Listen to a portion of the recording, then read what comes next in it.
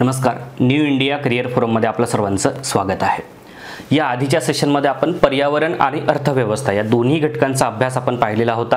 काय महत्त्वाचे टॉपिक्स असतील, सोर्स काय असायला पाहिजे, आयोगाने काय विचारलेलं आहे, या तीनही बाजूंचा आपण आढावा घेतलेला होता। आपल्या 100 डेज प्लॅनला सुरुवात झालेली आहे बघा, आणि पहिला पेपर आपला 26 मे रोजी होणार आहे।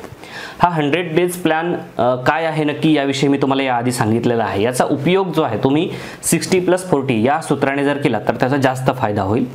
आपला जो उपक्रम आहे तो त्याच धर्तीवर असणार आहे, म्हणजे पहिल्या या 60 दिवसांमध्ये कुठल्याही पद्धतीने एक रीडिंग मात्र झाली पाहिजे, हा तुमचा जो आहे तो उद्देश असायला पाहिजे। आणि त्या दृष्टिकोनातून तुम्ही प्लॅन करा। सेक्शनल आता पहिल्या 60 दिवसांपर्यंत जाता येईल, मात्र त्याच्यानंतरच्या 40 दिवसांमध्ये आपल्याला सेक्शनल राहता येणार नाही, त्याच्यामध्ये आपल्याला कॉम्प्रिहेन्सिव्ह राहावं लागेल। आपल्याला जसा एक पूर्ण आयोगाचा पेपर जो आहे तो त्या पद्धतीचा पेपर आपल्याला दर 10 दिवसांना, दर 8 दिवसाला सोडवायचा आहे। त्यामुळे आपल्याला त्या 8 दिवसांमध्ये संपूर्ण विषयाची उजळणी जेव्हा करायची असते तेव्हा या 60 दिवसांमध्ये तुम्ही काय आणि कशा पद्धतीने अभ्यास करता यावर ते 40 दिवस ठरणार आहेत, आणि त्याच्यामुळेच तुम्ही आता कामाला लागणं फार गरजेचं आहे। आज आत्ता या वेळेपासून जरी तुम्ही सुरुवात केली तरी सुद्धा ह्या सगळ्या गोष्टी ज्या आहेत त्या शक्य आहेत। मित्रांनो, आता 100 डेज प्लॅन विषयी ऑलरेडी मी बोललेलो आहे आपल्या न्यू इंडिया करिअर फोरमच्या टेलिग्राम चॅनलवर। त्याच्या संदर्भातलं 10 दिवसांचं नियोजन जे आहे ते ऑलरेडी अपलोड करण्यात आलेलं आहे, आणि त्या दृष्टिकोनातून ऑनलाईन बॅच जी आहे ती सुद्धा सुरू झालेली आहे। आता आपण पॉलिटीकडे सुरुवातीला मी जाणार आहे, आणि पॉलिटीच्या संदर्भात तुम्हा सर्वांना माहिती आहे की पंचायत राज सुद्धा त्याला आपण ॲड करणार आहोत। म्हणजे साधारणतः यावर्षी 2021 मध्ये त्यांनी एक प्रश्न पंचायत राजवर सुद्धा विचारलेला होता। त्या आधीच्या परीक्षामध्ये 2-3 प्रश्नापर्यंत विचारलेले आहेत। तर पॉलिटी म्हणजे राज्यघटना आणि पंचायत राज या दोन्हींचा एकत्रित अभ्यास आपल्याला करायचा आहे। प्रश्न फार असे कठीण विचारले जात नाहीयेत। एखाद दुसरा प्रश्न जर आपण सोडला, लक्षात घ्या, तो सुद्धा कॉमन सेन्सनी किंवा एलिमिनेशन मेथडच्या माध्यमातून तो सोडवता येऊ शकतो। परंतु ओव्हरऑल जे 12 प्रश्न जे आहेत ते तर सहजासहजी म्हणजे सुटण्यासारखेच असतात। एक रीडिंग जरी तुमची झाली असेल व्यवस्थितरित्या, त्यावर तुम्ही आधारित MCQ सोडवलेले असतील तरी सुद्धा, कारण पॉलिटी हा विषय असा आहे की जेव्हा तुम्ही नेहमी वाचता तेव्हा तुम्हाला नवीन काहीतरी सापडत जातं, दरवेळेस तुम्हाला नवीन काहीतरी सापडत जातं। त्याच्यामुळे पॉलिटीची सतत रिव्हिजन आवश्यक आहे। म्हणजे तुम्ही एखादा हिस्ट्री सब्जेक्ट वाचत आहात दिवसभर, परंतु झोपण्याच्या आधी 2 तास जर किमान तुम्ही व्यवस्थितरित्या ते रिवाइज केला तरी ते सुद्धा लक्षात राहू शकतं। त्याच्यामुळे पॉलिटी हा डेली म्हणजे रोज करण्याचा विषय आहे असं मला वैयक्तिकरित्या वाटतं। त्याच्यामुळे त्याला जरी अशा दिवसांमध्ये नाही बसवलं तरी सुद्धा तो डेली बेसिस तुमचा चालू असायला पाहिजे। पॉलिटीच्या बाबतीत बघा, मी जे सुरुवातीला सांगितलं की 12 ते 13 प्रश्न हे सहज सुटण्यासारखे असतात। 2-3 प्रश्न हे ट्रिकी असतात थोडेसे, किंवा थोडेसे कठीण असतात, त्याला जास्त रीडिंग झालेली असणं आवश्यक असतं असं आपल्याला बरोबर दिसून येतं। परंतु पॉलिटीचा दुसरा एक मुद्दा असा आहे की तुम्ही करंट अफेअरला घेऊन अभ्यास केला तर त्याचा जास्त फायदा होतो। म्हणजे आता करंट अफेअरमध्ये चालू घडामोडींमध्ये काय विषय आहेत, जसं मी तुम्हाला आता अभिव्यक्ती स्वातंत्र्याचा मुद्दा याआधी बोललेलो आहे की महाराष्ट्रामध्ये सभा भरवण्यासंदर्भातला मुद्दा गाजलेला होता। मग निशस्त्र अहिंसक सभा भरवता येते, राईट? मग त्यासाठीची काय बंधनं शासन जे आहे ते लागू करू शकते, त्यासाठीचे काय अपवाद असू शकतात, मग आर्टिकल 19 आपल्याला व्यवस्थित करायला पाहिजे। महाराष्ट्रामध्ये फोन टॅपिंग प्रकरण सुद्धा गाजलं, मग अभिव्यक्ती स्वातंत्र्यामध्ये फोन टॅपिंग विरुद्धचा हक्क उपलब्ध आहे का, तर याविषयी सुद्धा आपल्याला माहिती असायला पाहिजे, आणि त्या दृष्टिकोनातून आपला अभ्यास व्हायला पाहिजे। आरक्षणाचा मुद्दा नेहमीच चर्चेत राहिलेला आहे। आंध्र प्रदेश सरकारने दिलेलं आरक्षण असेल, किंवा महाराष्ट्रातलं मराठा रिझर्वेशन असेल, किंवा एकंदरीत मग जे काही त्याला राज्यांना दिलेले जे काही अधिकार असतील, आपल्या सामाजिक आणि शैक्षणिक मागासवर्ग ठरवण्यासंदर्भातले जे अधिकार पुन्हा बहाल करण्याचा जो मुद्दा असेल, हे सगळे जे विषय जे चर्चेत राहिलेले आहेत, राईट? सो या अँगलनी आपल्याला कुठेतरी अभ्यास करणं अपेक्षित आहे, हे मला याच्यामधून सांगायचं आहे।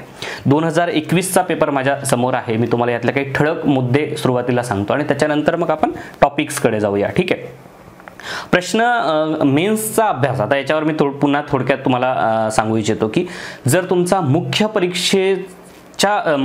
परीक्षा समोर ठेवून जो अभ्यास तुमचा असतो तो जर अभ्यास तुमचा झालेला असेल तर तुम्हाला पूर्व परीक्षेमध्ये 2 तरी प्रश्न जे आहेत ते तुमचे सहज सुटण्यासारखे असतात। उदाहरणार्थ एखादा पक्षासंदर्भातला प्रश्न असेल, आता भारताच्या मार्क्सवादी कम्युनिस्ट पक्ष CPIM ची स्थापना जी आहे ती कधी झालेली आहे, ठीक आहे? आता बघा काही गोष्टी कशा, आता यावर्षी पुन्हा एकदा पक्षाचं जे चिन्ह आहे त्या देण्यास संदर्भातला मुद्दा पुन्हा गाजलेला होता. मग पक्षाला चिन्ह कसं दिलं जातं, कोण देतं, त्याची काय पद्धत आहे, निवडणूक आयोग, आता हल्ली निवडणूक जे मुख्य निवडणूक आयुक्त आहेत त्यांची नेमणूक झालेली आहे. मग मुख्य निवडणूक आयोग नक्की काय काम करतो, राईट. 2024च्या येऊ घातलेल्या लोकसभेच्या निवडणुका आता त्या मुख्य निवडणूक आयुक्तांच्या अध्यक्षतेखाली होणार आहेत.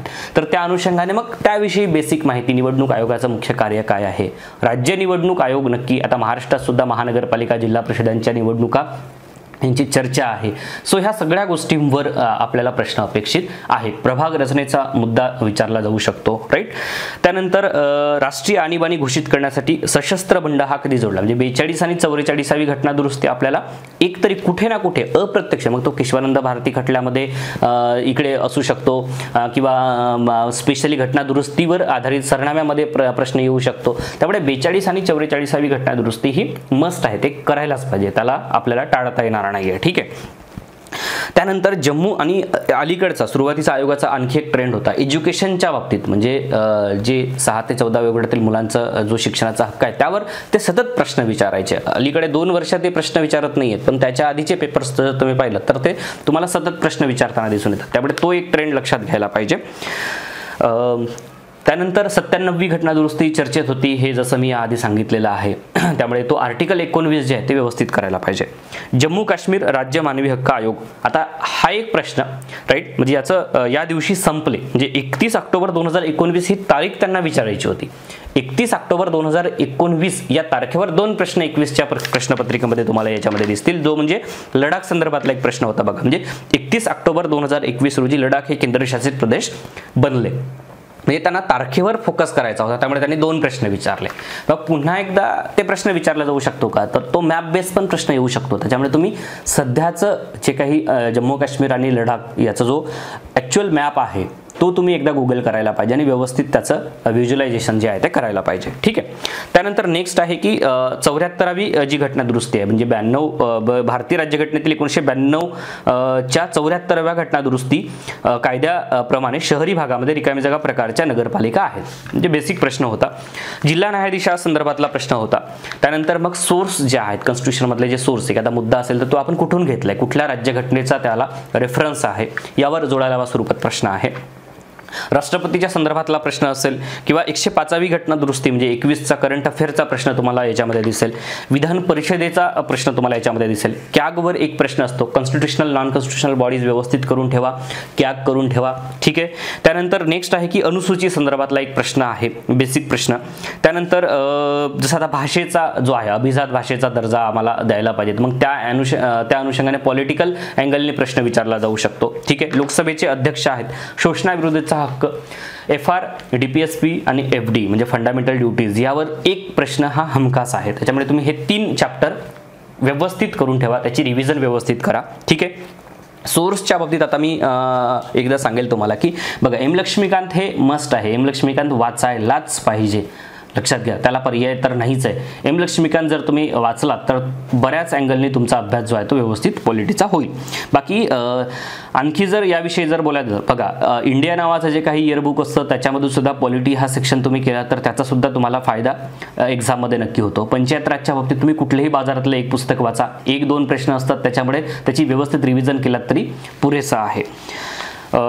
याच्यामध्ये बघा वेगळे टॉपिक असे फारसे काढता येणार नाहीत पॉलिटीच्या बाबतीत, हे एवढंच करा आणि तेवढं 80 चॅप्टर्स आहेत एम लक्ष्मीकांतमध्ये, मग ते 80 चॅप्टर्सपैकी एवढे 20च करा असं मी म्हणणार नाही, परंतु ते एव्हरग्रीन आहे, त्यावर 100% प्रश्न असतो. तर त्या अँगलनी जर आपण पाहायला गेलो, लक्षात घ्या, तर त्याच्यामध्ये प्रस्तावना जी आहे, प्रस्तावनेतील सुधारणा जे आहेत, प्रस्तावनेतले कीवर्ड्स जे आहेत त्यावर प्रश्न अपेक्षित आहे, त्याचा अर्थ असेल, त्याचा क्रम असेल. FR, DPSP आणि FD या 3 गोष्टींवर प्रश्न आहे. या 3ही गोष्टींवर फ्री लेक्चर मी यूट्यूबवर दिलेले होते, सगळे आयोगाचे जे प्रश्न आहेत ते एक्सप्लेन केलेले होते, त्यामुळे त्या गोष्टी व्यवस्थित तुम्ही बघा. त्यानंतर मग राज्यांचा क्रम ते विचारतात, लक्षात घ्या, म्हणजे सिक्वेन्सनुसार जर तो लक्षात ठेवण्याचा प्रयत्न तुम्ही करायला पाहिजे. त्यानंतर मग आता राज्यांचं नाव बदलवायचं असेल, मग राज्याची निर्मिती करायची असेल तर तो आर्टिकल 1, 2, 3 यामध्ये नक्की काय सांगितलंय हे एकदा व्यवस्थित व्हायला पाहिजे. नागरिकत्वासंदर्भातले मुद्दे करून ठेवा. संसद व्यवस्थित करायला पाहिजे, संसदेच्या समित्या सुद्धा करायला पाहिजे. संसदेवर तर चॅप्टर हमखास आहे, संसद महत्त्वाचा घटक आहे, खूप मोठा चॅप्टर आहे. जसं संसद करतात तसं मग राज्य विधिमंडळ, म्हणजे कंपॅरेटिव्हली तुम्ही अभ्यास केला तर त्याचा फायदा जास्त होईल, लक्षात घ्या. म्हणजे इकडे मी संसद वाचतो, मग इकडे राज्य विधिमंडळ वाचतो, इकडे राष्ट्रपती वाचतो, मी इकडे राज्यपाल वाचतो, इकडे PM वाचतो, मी इकडे मुख्यमंत्री वाचतो, इकडे सुप्रीम कोर्ट वाचतो, मी इकडे हायकोर्ट वाचतो. अशा पद्धतीने जर तुम्ही त्या अँगलने गेलात तर त्याचा फायदा होतो. बघा, आमच्या 10 पावलं पुढे असायला पाहिजे. कुठल्याही क्लासेसला जरी तुम्ही असला तरी त्या क्लासेसच्या गोष्टींपेक्षा 10 पावलं मी पुढे असेल तर त्याचा फायदा नक्की होणार, राईट, लक्षात घ्या. म्हणजे त्याला स्वतःला असं बांधून न घेता जर वेळ स्पेस मिळते, मग स्पेस मिळते तर तुम्ही पुढे जायला पाहिजे, लक्षात घ्या. ठीक आहे. बघा, क्लासेस हे मार्ग दाखवण्याचं काम करतात. कुठलीही गोष्ट असेल, एखादा मार्गदर्शक असेल, त्या मार्गावरून जात असताना आणखी काही जोडता येईल का, सोबत घेता येईल का, हे आपलं काम आहे आणि त्याच्यामुळे त्या गोष्टी तुमच्या वैयक्तिक आहेत, राईट. त्यानंतर घटनादुरुस्ती पद्धत जी आहे ती व्यवस्थित करा. त्यानंतर अलीकडच्या घटनादुरुस्त्या ज्या आहेत त्या लक्षात ठेवा, कारण आता 102 वर प्रश्न आलेलाच आहे ऑलरेडी. बेसिक जी घटना आहे, न्यायालयीन पुनर्विलोकन काय आहे. त्यानंतर आता सध्या पुन्हा एकदा म्हणजे भाषेचा मुद्दा सध्या गाजतोय संपूर्ण देशामध्ये. न्यायालयाची भाषा जी आहे ती जास्तीत जास्त प्रादेशिक भाषा असायला पाहिजेत. न्यायालयाचे निवाडे असतील किंवा ते प्रादेशिक भाषांमध्ये लोकांपर्यंत जायला पाहिजेत, असा मुद्दा पुन्हा पंतप्रधानांनी सुद्धा मांडलेला होता आणि त्याच्यामुळे तो मुद्दा पुन्हा गाजला. मग ऑफिशियल लँग्वेजवर प्रश्न येऊ शकतो का, तर तो करायला पाहिजे, राईट. पुन्हा मग हिंदी राष्ट्रभाषा आहे हा मुद्दा गाजलेला होता, मग त्यासाठी मग काय घटनेमध्ये तरतुदी आहेत त्या गोष्टी आपल्याला नीट करायला पाहिजेत. पूर्णतः करंट अफेअर बेस जर तुम्ही अभ्यास केला तर त्याचा फायदा तुम्हाला नक्की होतो. राजकीय पक्ष, निवडणुका आणि चर्चित घडामोडी, आता अलीकडे झालेल्या राज्यांच्या निवडणुका त्यावर सुद्धा प्रश्न अपेक्षित आहे आणि तो जसा आपवर राज्यसभेच्या मुख्य परीक्षेमध्ये प्रश्न होता त्याच्यामुळे तो प्रश्न पुन्हा एकदा इकडे आपल्याकडे प्रिलिम्समध्ये सुद्धा येऊ शकतो. तर पॉलिटीच्या बाबतीत ही चर्चा झाली आपली की पॉलिटीच्या बाबतीत काय महत्त्वाचं आहे हे मी तुम्हाला सांगितलं, पंचायत राजच्या बाबतीत सांगितलं, करंट अफेअर बेस कसा अभ्यास करायला पाहिजे ते सांगितलं. आता आपण थोडं हिस्ट्रीकडे जाऊया. म्हणजे इतिहास हा महत्त्वाचा विषय आहे. बऱ्याच विद्यार्थ्यांना असं वाटतं की इतिहासामध्ये सगळं अनप्रिडिक्टेबल आहे, आपण काय वाचतो त्याचा येणाऱ्या प्रश्नांमध्ये संबंध नसतो, असंही काही विद्यार्थी करतात. पण मला असं वाटतं की तुम्ही काय वाचता हे कुठल्या पद्धतीने वाचता, आयोगाने काय विचारले या गोष्टी समोर ठेवून वाचता का, हा प्रश्न तुम्ही स्वतःला जर विचारला तर त्या गोष्टी अशक्य नाही आहेत, लक्षात घ्या. म्हणजे आयोगाने बरेचसे प्रश्न, आता महाराष्ट्रातील जे काही कैदी अंदमान निकोबार मध्ये पाठवलेले होते तर त्या याच्यामध्ये त्यांनी जोड्याला स्वरूपात प्रश्न विचारला. मग आपण समाधान महाजन वाचतो त्यात एकच व्यक्तीचं नाव होतं, मग त्या एका व्यक्तीवरून तो प्रश्न इलिमिनेशन होऊ शकतो का, इलिमिनेट करता येऊ शकतो का, तर येऊ शकतो. तर मग असं जर सेन्स तुम्हाला डेव्हलप झाला तर मग काही प्रश्न हे इतिहासाच्या बाबतीत असं म्हणता येईल की तुमचा हा प्रश्न आहे आणि हे पुस्तक आहे, मला हा प्रश्न या पुस्तकात दाखवा असं म्हणणं हे अवघड आहे, लक्षात घ्या. म्हणजे तो प्रश्न या पुस्तकात असाच असेल याची शक्यता फार कमी असते. त्याच्यामुळे इतिहास हा विषय असा आहे की जो तुम्हाला जास्तीत जास्त इलिमिनेशन वापरणं किंवा आता एखादा विसंगत घटक ओळखा म्हणून तिकडे शेतकऱ्यांचा आसूड दिला होता आणि खाली 2-3 वरती पुस्तकं दिलेले होते, लक्षात घ्या. मग अशा काही गोष्टी ज्या आहेत त्या आपल्याला याचा पूर्व अभ्यास कशा पद्धतीचा आहे, म्हणजे पुस्तकी अभ्यास नाही फक्त मी एवढं पुस्तक वाचलं म्हणजे स्पेक्ट्रम वाचलं आणि मी जातो परीक्षेमध्ये आणि 15 प्रश्न सोडवून येतो, असं शक्य नाहीये. ते स्पेक्ट्रमच्या बियॉन्ड जातात. त्याच्यामुळे तुम्हाला स्पेक्ट्रम वाचतो आणि तेवढं जातो नाही तर त्याच्यावर 1000 प्रश्न मी सोडवले आहेत का, महाराष्ट्राचा संदर्भ वाचलेला आहे का, स्पेशली महाराष्ट्राची ही परीक्षा आहे त्यामुळे मग तुम्हाला YCMOU महाराष्ट्र यशवंतराव चव्हाण महाराष्ट्र मुक्त विद्यापीठाची पुस्तकं उपयोगी ठरू शकतात, ती वाचायला पाहिजेत का, याचाही एक सेन्स असायला पाहिजे. सुरुवातीला प्रश्नांकडे जातो. म्हणजे माझ्याकडे B सेट आहे. ॲग्रिकल्चर ॲक्टवर प्रश्न होता, डेक्कन ॲग्रिकल्चर ॲक्ट. माझं असं वैयक्तिक मत आहे, आता मी काही यात महत्त्वाचे मुद्दे तुम्हाला सांगेन की गांधी, टिळक आणि रानडे हे 3 गोष्टी व्यवस्थितच करायला पाहिजेत, लक्षात घ्या. म्हणजे 3 व्यक्तींचा जेवढा सखोल अभ्यास करता येईल तेवढा करायलाच पाहिजेत, गांधी, टिळक आणि रानडे. एक प्रश्न टिळकांवर हमखास असेल, तो अधूनमधून प्रश्न विचारला जाईल पण हमखास. राज्यसभेची पूर्व परीक्षा टिळक एक प्रश्न असतो, आपल्याला असा एक ट्रेंड जो आहे तो दिसून येतो, लक्षात घ्या. ठीक आहे. त्याच्यानंतर मी महत्त्वाचे पॉईंट्स याच्यामध्ये तुम्हाला सांगणार आहे. तत्पूर्वी प्रश्नांकडे जातो. डेक्कन ॲग्रिकल्चर ॲक्टवर प्रश्न होता. त्याच्यानंतर मग प्रश्न म्हणजे सेकंड आन्सर की मध्ये त्याचं उत्तर त्यांनी चेंज केलेलं होतं. 1 मे 1960ला मुंबई नवमहाराष्ट्र निर्माण झाला तेव्हा किती जिल्हे तालुके होते वगैरे. मग हा प्रश्न सोडवता येतो, लक्षात घ्या. म्हणजे तुम्हाला ॲक्युरेट माहीतच असलं पाहिजे. म्हणजे अशा कुठल्या तरी पुस्तकात एवढे तालुके होते आणि एवढे जिल्हे होते असं मी वाचून आलोय आणि मग मी सोडवतो असं शक्य नाही आहे, लक्षात घ्या. ठीक आहे, मग तालुक्यांची आणि जिल्ह्यांची संख्या आज काय आहे यावरून तो त्यावेळेचा प्रश्न सोडवता येऊ शकतो का, तर येऊ शकतो. तर त्याच्यामुळे हा प्रश्न त्या पद्धतीने टॅकल करायचा होता. इकडे जोड्या लावा स्वरूपात प्रश्न होता बघा. म्हणजे आता साप्ताहिक तेज आणि विजय मराठा या उजव्या बाजूच्या 2 ऑप्शनवरून तो प्रश्न सोडवता येतो का, तर येतो. म्हणजे त्याच्यामुळे काही गोष्टी म्हणजे जोड्या लावा स्वरूपातल्या इकडच्या 4ही बाजू आणि इकडच्या 2 बाजू माहिती नाही आहेत, मात्र फक्त 2च बाजू माहिती आहेत, तरी पण प्रश्न सोडवता येतो का, तर येतो. त्याच्यामुळे ही जी पद्धत आहे जर ती तुमची जास्तीत जास्त डेव्हलप झाली तर त्याचा फायदा तुम्हाला परीक्षेमध्ये नक्की होतो. नेक्स्ट आहे की इंडिपेंडन्स फॉर इंडिया लीगची स्थापना कुणी केली. म्हणजे नेहरू आणि सुभाष बाबू यांच्यावर प्रश्न जो आहे. त्यानंतर स्वदेशी वस्तू प्रसारिणी सभा टिळकांवरचा प्रश्न असेल. अंदमानात पाठवलेले कैदी आणि त्यांची राहण्याची ठिकाणे, लक्षात घ्या. मी पुन्हा जोड्या लावा स्वरूपाचा जो प्रश्न आहे, प्रश्नांचा स्वरूप आणि त्याला सामोरे जाण्याची पद्धत ही केव्हा डेव्हलप होईल, तर तुम्ही किती प्रश्न सोडवता, लक्षात घ्या. दिवसेंदिवस परीक्षा पद्धती जी आहे त्याच्यामध्ये बदल आपल्याला दिसून येत आहे. त्यामुळे तुम्ही तुमचा वेळ कशा पद्धतीने देता, तुम्ही काय विचार करता यावर डिपेंड करणार आहे. त्यामुळे जास्तीत जास्त प्रश्न सोडवण्याची जी ही आहे क्षमता जी आहे ती डेव्हलप व्हायला पाहिजे. ते स्किल डेव्हलप होणं फार गरजेचं आहे. कारण हा पेपर आहे, हे 100 प्रश्न आहेत, तुम्ही आम्हाला सोडवून दाखवा, अशा पद्धतीने आयोगाचा ट्रेंड आहे. त्यामुळे तुम्ही हे 100 प्रश्न टॅकल करायचे असेल तर अभ्यास एक महत्त्वाची गोष्ट आहेच, परंतु ते 100 प्रश्न टॅकल करण्याचं जे स्किल आहे, कौशल्य आहे, ते तुम्हाला याच्यामध्ये अपेक्षित जे आहे ते दिसून येते. नेक्स्ट प्रश्नाकडे जात असताना याच्यामध्ये समाज सुधारक आणि त्यांचं साहित्य जोड्या लावा स्वरूपात प्रश्न आहे. म्हणजे मग पुन्हा इकडे जोड्या लावा स्वरूपात म्हणजे जोड्या लावा हे प्रश्नाचं स्वरूप आपल्याला विचारलं जात आहे, तेव्हा त्या प्रश्नाच्या स्वरूपाला कसं सामोरे जायचं हे स्किल माझ्यामध्ये यायला पाहिजे. मग शिक्षण हा महत्त्वाचा बिंदू आहे इतिहासामधला. मग शिक्षणावर प्रश्न येतो तर मग तो स्वातंत्र्यपूर्व आणि स्वातंत्र्योत्तर शिक्षण म्हणजे एज्युकेशन या घटकावरची बालभारतीची जी 2 पुस्तकं आहेत ती नीट व्हायला पाहिजेत, लक्षात घ्या. त्याच्यानंतर मग स्वातंत्र्योत्तर एज्युकेशनच्या बाबतीत तिथे चांगली चर्चा आहे, लक्षात घ्या.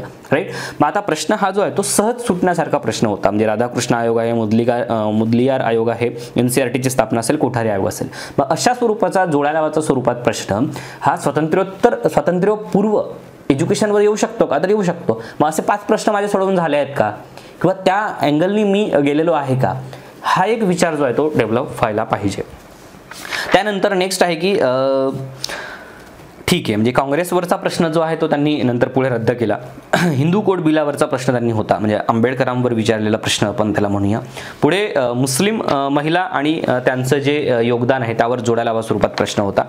त्यानंतर इकडे पुन्हा दादाभाई नौरोजींवरचा एक काँग्रेस आणि त्या स्थापनेसंदर्भातला प्रश्न होता आणि अण्णाभाऊ साठेंवरचा एक प्रश्न होता, बतावनी.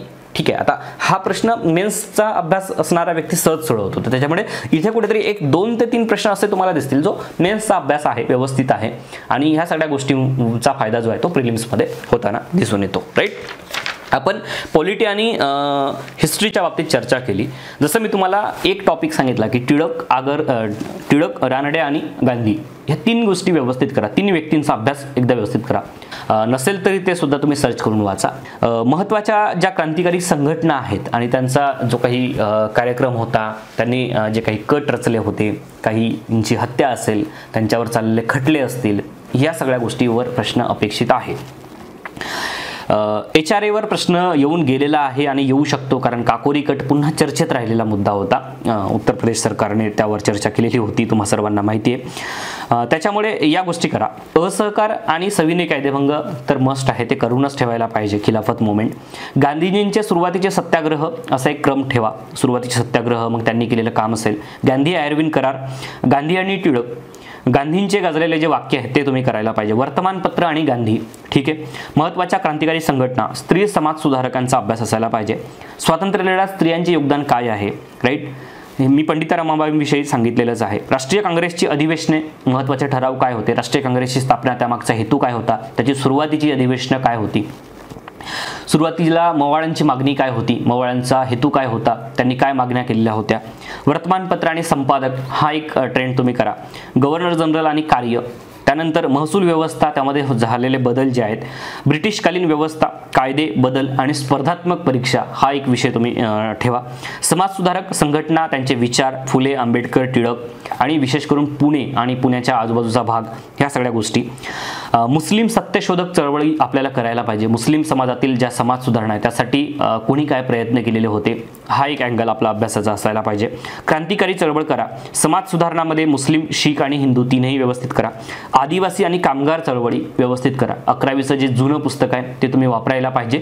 त्याच्यानंतर नवीन पुस्तक जे आहे ते प्राचीन आणि मध्ययुगीन भारतावर. आता हे आधुनिक भारताच्या बाबतीत झालं. थोडं प्राचीन आणि मध्ययुगीनच्या बाबतीत लक्षात घ्या. प्राचीन मध्ययुगीनच्या बाबतीत आपल्याला असं वाटतं की 2021 मध्ये प्रश्न होते, 22 मध्ये प्रश्न असण्याची शक्यता कमी आहे वगैरे.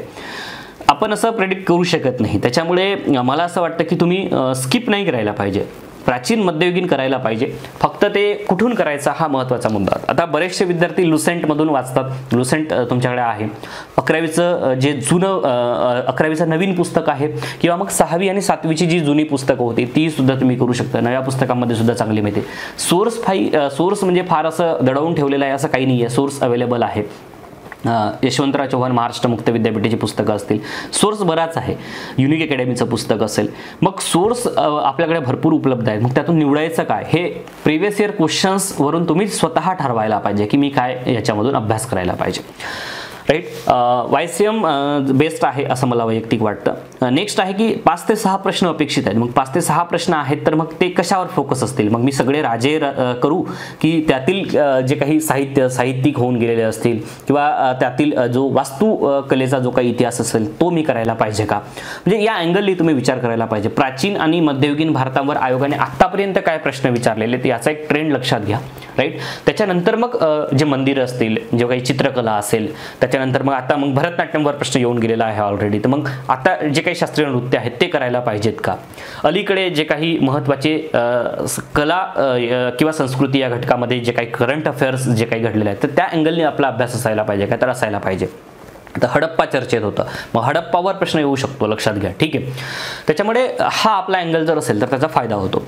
न्यू इंडिया करिअर फोरमची जी 100 डेजची ऑनलाईन बॅच आहे जी आत्ता सुरू झालेली आहे, या 100 दिवसांपर्यंत ती चालेल. पहिल्या 60 दिवसांमध्ये जास्तीत जास्त कंटेंट देण्याचा प्रयत्न असेल आणि तुमचा स्वतःचा सेल्फ. बघा, ही म्हणजे स्पून फिडिंग नाही आहे. हे सगळं घ्या आणि तुम्ही अभ्यास करा असं नाही आहे. हे टार्गेट्स आहेत, एक काहीतरी सांगणं आहे, या मार्गाने जा आणि त्याच्यानंतर त्यामध्ये जास्तीत जास्त अचीव करण्याचा प्रयत्न आपला असायला पाहिजे. जसं मी पहिले सांगितलं की 10 पावलं आपण पुढे असायला पाहिजे, तसं 10 पावले पुढे जा. जवळपास म्हणजे 14 पेपर्स जे आहेत आपले एकंदरीत, तर त्याच्यामध्ये 10 पेपर्स संपूर्ण GS वरचे जे आहेत आणि उर्वरित 4 CSATचे आहेत. तर ह्या 10 पेपर्समध्ये बऱ्यापैकी आपण 1000 प्रश्नांवर डिस्कशन आपलं असणार आहे, 1000 प्रश्न आपले होणार आहेत. तर त्याच्यामुळे एखादा विद्यार्थी बॅच जॉईन करू इच्छित नसेल तर त्याला टेस्ट सिरीज सुद्धा उपलब्ध आहे. मग ती टेस्ट सिरीज सुद्धा नक्की तुम्हाला उपयोगी ठरू शकते. सविस्तर माहिती न्यू इंडिया करिअर फोरमच्या ॲपवर उपलब्ध आहे. NICF असं तुम्ही सर्च करा. डिस्क्रिप्शन बॉक्समध्ये त्याची माहिती आहे, डाउनलोड करा आणि त्यावर काही डेमो लेक्चर्स बघा आणि व्यवस्थितरित्या तुम्ही ते त्याचा फायदा घेऊ शकता. नेक्स्ट सेशनमध्ये भेटूया आपण. अभ्यासाला लागा. सर्वात महत्त्वाचा मुद्दा काय आहे, तुम्ही अभ्यास करणं गरजेचं आहे. ह्या सगळ्या गोष्टी भरपूर उपलब्ध आहेत. राईट. पण अभ्यास जर आपण जेन्युइनली पुस्तक धरून बसलंच नाही तर या गोष्टी काही फायद्याच्या नाही आहेत, लक्षात घ्या. त्यामुळे टू द पॉईंट अभ्यासाला लागा. जास्तीत जास्त वेळ कसा देता येईल अभ्यासाला त्यासाठी प्रयत्न करा. भेटूया.